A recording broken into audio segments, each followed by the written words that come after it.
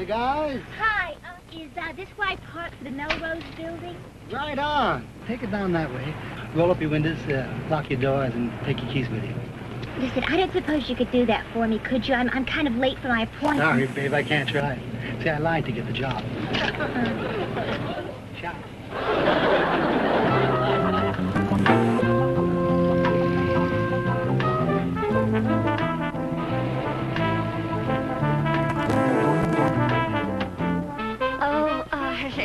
A resume, purse, window, lock, skirt. Oh dear, kissy, keys. Keys! I left my keys in the car! I'm just got a skirt caught and my keys are in the car and I'm just kind of standing. Yes, this may sound funny, but how would you like to be in show business?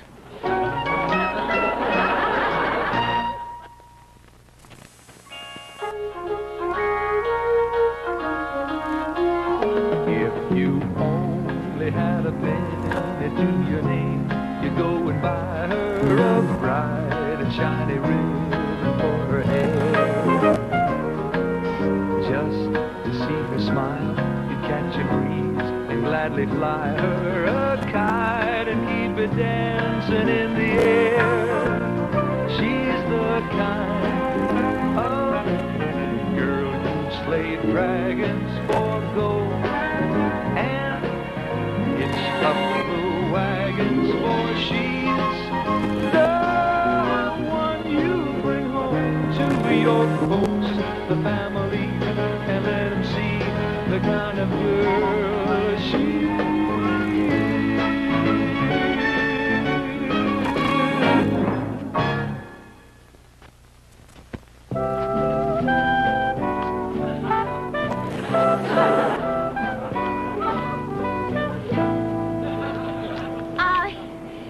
You're not going to do anything funny, are you? Well, there's nothing to fear, little lady. I'm a theatrical agent. Well, that's wonderful, sir, and I hope you won't take it personally when I start to scream for help. I'm not kidding. I handle a lot of talent in this town, and I'd like to handle you. Help! For heaven's sake, please, lady. It's an expression. Hey, Big Eyes, you got trouble? I got my skirt caught in the door, and then I locked my keys in the car, and this gentleman was, Okay, creep, leave the little girl alone. Now, wait a minute. You've got it all wrong. I'm not a creep. Actually, I'm an agent. Wow, man. Hey, I'm not really a parking lot attendant. I'm an actor. I study with Stella Nish. I've got some pictures in the booth you might be interested in seeing. Well, help the little lady first, and we'll talk about it afterward, all right? Oh, I'm sorry. I guess you are an agent. I really am sorry that I was screaming. I know you from some television commercials, right? Well, when I can. You might make a good little actress. We should talk about it sometime. Well, oh, woo, thank you. There you go, Big Eyes. Thank you very much. I would like to talk about it, but I'm late for my appointment. I've got my legs and everything, and Well, here's my card. Think about it and call me if you're interested, Okay, all right? I am sorry that I caused all the, oh, thank you.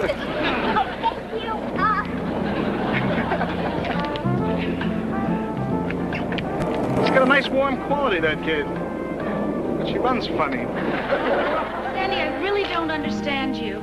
A Hollywood agent wants to make you a Hollywood actress, and you haven't even called him. What's the matter with you? Well, Alice, I just think that I ought to be careful after what happened to Sheila Parkins. She met this guy, said he was an agent. Well, she goes up to his office, and she finds him putting gold paint on a fat lady. Sandy, the Manny Pittler Theatrical Agency established 1957. He must be all right. In California, anything older than 6 months is a landmark. I think you better call him while you can still get your lips unstuck. Well, maybe I will when I need work, but I just got a job this morning, remember? Did you have to prove you'd had 4 years of college to get this job? Yeah, I know it's not very glamorous, but I make half a cent an envelope. So I figure if I can just keep up at this rate, by the end of the week, I'll have made about $6 or $7. Ooh, maybe I ought to call him. Well, don't let me influence you.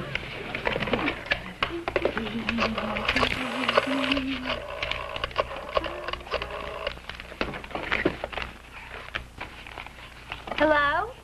Hi, Mr. Pittler, this is Sandy Stockton. I met you this morning in the parking lot. Now, I know this sounds silly. Tomorrow? Well, yes, tomorrow's fine. I guess, about what time? That's fine with me, Where? Okay, fine. Yes, sir, I'll be there. Okay, thank you very much. Well, he wants me to meet him tomorrow for lunch. Terrific! At, Paramount Studios. Hollywood, we'll lick you yet.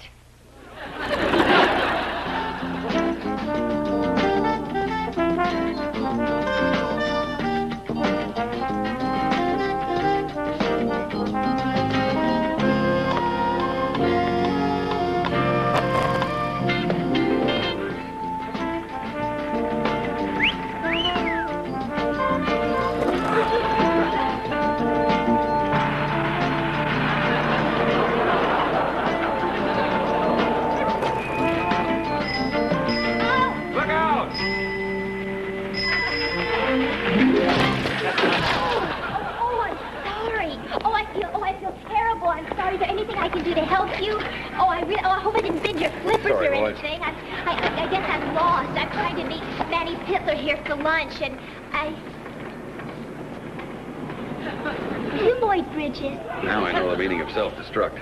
I think you'll find Manny on the Western Street. You are Peter Graves. You play Jim Phelps on Mission Impossible. Yeah, I know. The Western Street's over that way. Just keep to your right. Thank you, Mr. Graves. You're very sweet for a person of your height. Oh, I'm sorry. This is your snorkel. I don't guess I need it for walking or anything. Well, I'm late. Thank you very much. Just stay to the right. Right. Put it on my tab, Bobby. Right, Manny. Don't look at him now, but do you recognize him? Oh, no, I don't think so. He used to work all the time. Westerns, pirate movies, musicals. He was the star of The Mummy's Cousin. Oh, well, of course. Well, I saw that on television. Oh, he's wonderful. Oh, the way he kept talking through all those moldy bandages. Oh, yeah. Yeah, he used to be my client. I took him to the top of his profession, and he dumped me. Sit down. What do you mean after all you did for him, he fired you?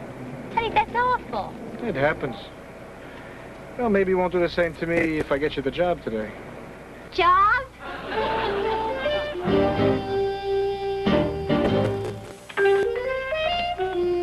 Hello, boys. Mike, Neil, you look wonderful. Today I brought you Miss Sandy Stockton. I think she's a real comer. Fine. Sandy, would you step over there? Mike, show her the way, will you? Look her over. Make your own decisions. Don't let me influence you just because I say she's great. I won't, Manny. Go ahead, Mike. She could use the booking, you know, and I could sure use the commission, especially since my accountant ran off to Switzerland with all my life savings, but you decide. We will, Manny. This way. So long, Sandy. Good luck. Not that you need it. Okay, girls, we're going to take another look, so hang in there. Hi. I'm Sandy Stockton. I'm sorry.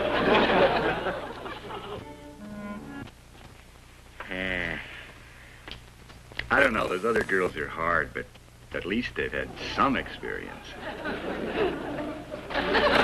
How about the little girl? I mean, she's got a nice, vulnerable look. That's good for Noreen. And we don't need a red-hot actress for the part.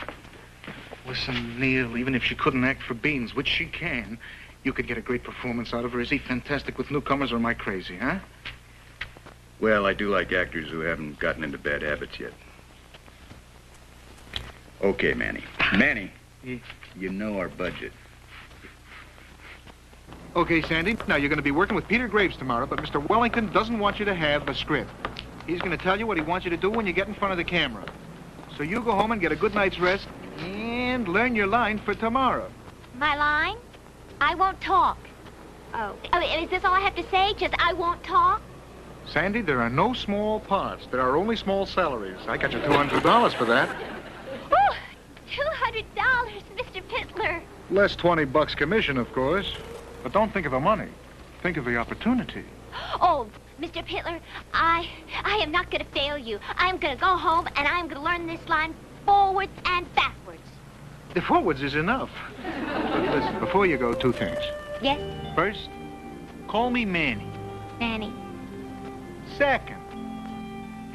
When you've made the grade and you're really big in the business, maybe you won't dump me? I wouldn't do that. Don't make any promises.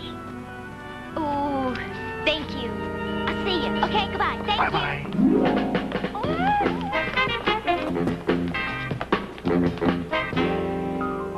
I won't talk. I won't talk. Oh, Alice, I'm so excited. I am getting $200 for saying one teeny line. I mean, I feel like I'm stealing the money. No, when you're stealing, the line is, stick 'em up. I won't talk. Alice, that is $66 a word. I'd work for nothing just to meet that Peter Graves. I just hope I can get it right. I won't talk. Not this kid. I won't talk, you swine. Sandy, don't get creative. You swine does not appear anywhere on this card. No, you don't know what I'm doing. I'm trying to improvise. I'm getting into my character. I read it in this acting article by Raquel Welch. I won't talk. I don't care what you say. There's nothing you can say that's going to make me talk, so just forget it. I'm ready. I'm ready isn't on here either. Oh, ready. You look great. Thank you. Break a leg. They used to say that in burlesque or someplace. Well, anyway, Alice, I really appreciate you coming over here this early to help me rehearse my line. Oh, that's all right. Just remember me when you're a big star. Oh, darling. I shall always remain the sweet, unaffected person you've known and loved. I knew I could count on you. Alice, I'm excited. Me too.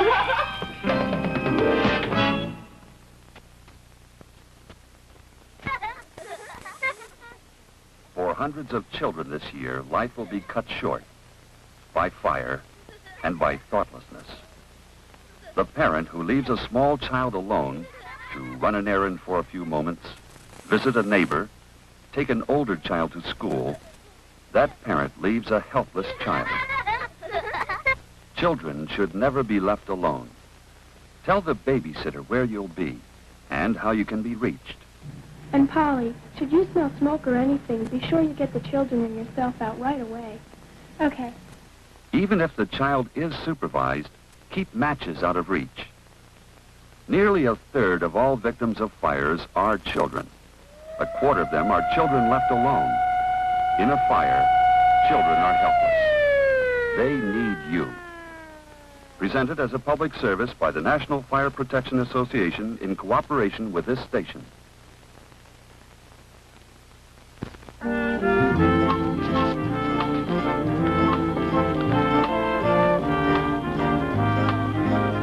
Good morning, Sandy, my Noreen. How do you feel? Well, I can answer that. You're terrified, exhilarated, happy, sad. All the things a young actress is on the day of her first real assignment. Am I right? well, I understand. Now, one vital thing, my darling.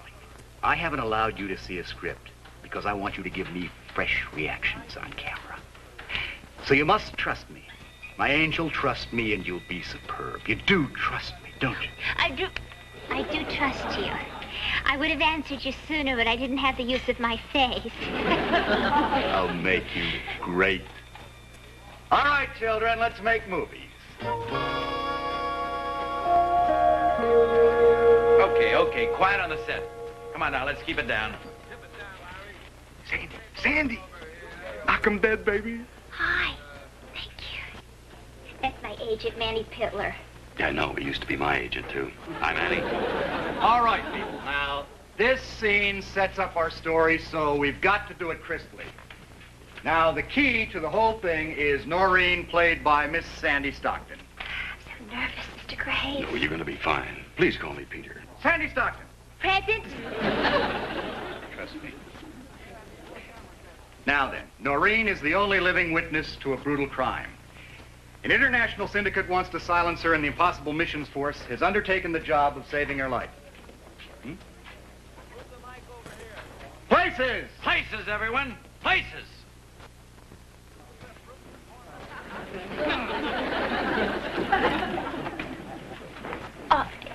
Miss Mr. Wellington, I think I'm lost. Naturally, I haven't told you what to do yet, but now I shall.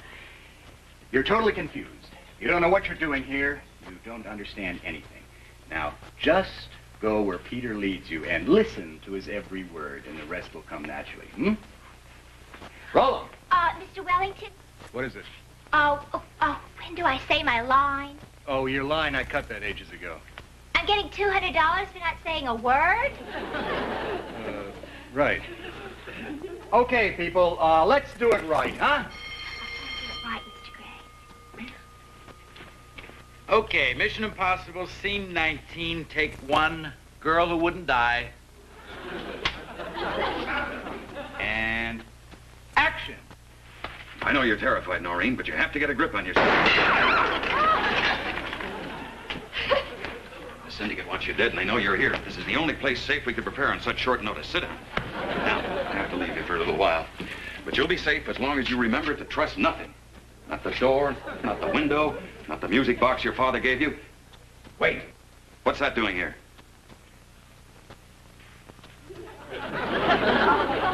And cut!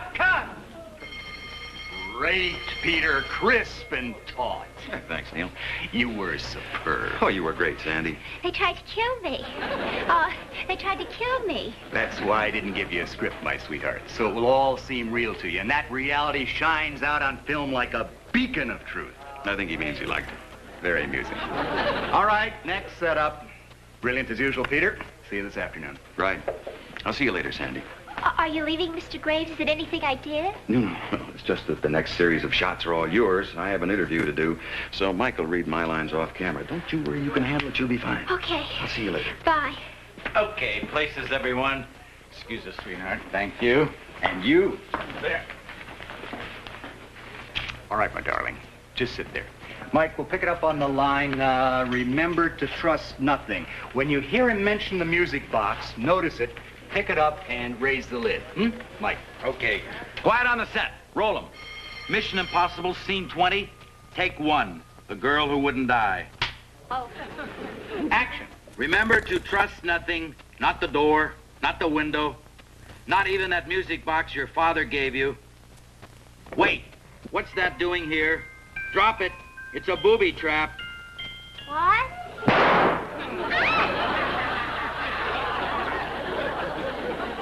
Cut! Special effects. What's the matter? The box exploded too soon. Now let's get it right this time. Right. Are we going to do this again? Trust me. Makeup. Picture kisser. Mission Impossible, Scene 20, take 2, The Girl Who Wouldn't Die. Now remember, the box blows up after Mike reads Peter's line, it's a booby trap. And action. Remember to trust nothing. Not the door, not the window, not even that music box your father gave you. Wait, what's that doing here? Drop it. I outsmarted it that time. No, cut. We'll take it again. Makeup. Marcia, come on.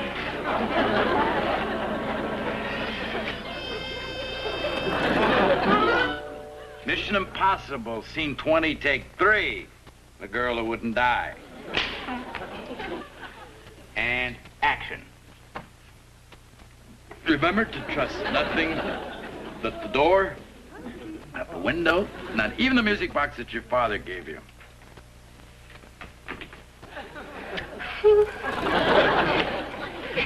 Cut. The box, Sandy. Pick up the box like you did before. I know, Mr. Wellington. I'm trying to pick up the box. Then when I start trying to pick, I'm afraid it'll go boom.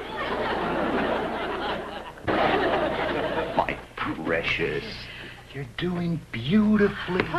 It's perfectly understandable that you should be frightened. But the show must go on. Let's go on. Sure as the sun sets and the moon rises. Now, will you try it again for me? For all of us little people, behind the lights, waiting out there in the darkness, you to bring us magic. I trust you. Places. Okay, quiet on the set. Mission Possible, scene 20, take 4. The girl who wouldn't die. Action. Remember to trust nothing. Not the door, not the window, not even that music box your father gave you. Wait. What's that doing here? Drop it. It's a booby trap. Cut! Special effects. What is it with you? That was a shame, honey. It was perfect up to then. Oh, well, at least I didn't let myself get all psyched out over a little music.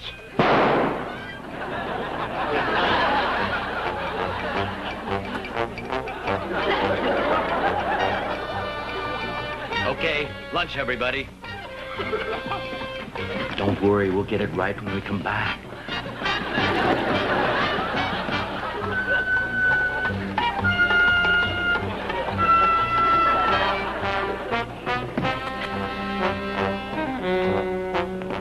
Bye, Sandy. How you holding up? Okay. Sandy, it's Peter Graves. I know. Mr. Graves, this is my best friend, Alice McRaven. Hello, Alice. Hello. Listen, Sandy, can I talk to you for a minute? Oh, sure, you can talk in front of Alice. Oh, please do. Everybody does. Look, I have to confess that I helped you get this job. I approved you for the part because I thought you were right and because I wanted to do a favor for Manny. But after this morning, I'm not so sure that I did you any favor. Kind of took a beating, huh? Well... Well, look, I only want to say that I'll understand perfectly if you feel that it's too much for you. I wouldn't blame you at all if you decided to quit. So, well, that's all I wanted to say. Sandy? Alice? Thank you. Sandy, what did he say after hello, Alice? That nice man just made up my mind for me. I'm going home.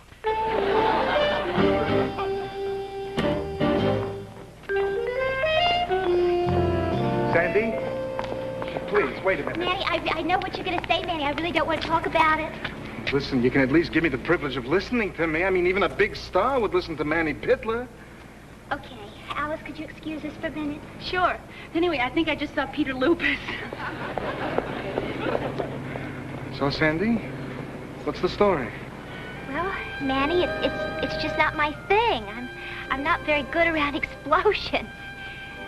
So, then I don't have to wait around for you to dump me. This time I get to dump you first. That happens. Sorry. Yeah, so am I. To be banned from this studio makes me very, very sorry. Manny? But everybody knows Manny Pittler. I won't stop. Good luck, kid. Manny, what do you mean barred from the studio? I mean, why? Because I quit? When an agent sells a client, gets him a job, and when a studio spends a lot of money filming her on that job, and then she takes a powder, don't feel bad, but they have to blame somebody. And Manny Pittler's got a pair of broad shoulders to stick a knife between. It's my problem. Well, where is she? Right here, Mr. Wellington. I'm sorry, I'm late. It's about time. Mike. Sorry. Sandy, I knew I wasn't wasting my time. I knew that you were not going to throw in the towel. Okay. Well, if quiet I on the did, it'd probably explode my face. You're a real trooper. Oh, please, Mr. Graves, don't start whistling. There's no business like show business. Peter. All right, thespians, we'll hold off on the music box scene. Mike seems to feel we have enough on film to cover the scene. Well, what does that mean? That means no more exploding music boxes. We go on to something else. Oh, Peter, that's wonderful. Now then, we'll skip right to the big attempt on Noreen's life. Sandy, this will be your finest hour.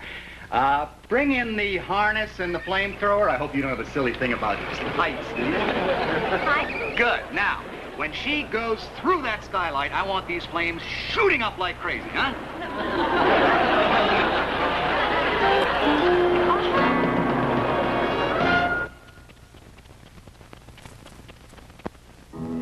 We all enjoy watching the TV actor do crazy things. He makes us believe things just to keep us entertained. But on the job, it's different. It's real. If you deal with classified information, you know that secret is used when unauthorized disclosure could cause serious damage to national security.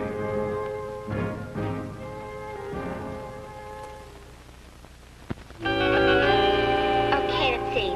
That's $200 for Mission Impossible, minus the $20 for Manny's commission. Well, he earned it. Without him, you wouldn't have had the job. Right.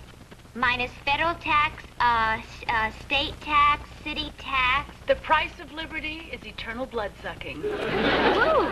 Motion picture relief contribution, scenic artist, retirement pension, combined charities, hospitalization, disability, and Social Security, which brings me to a grand total of $86.51. Not bad for a day's work.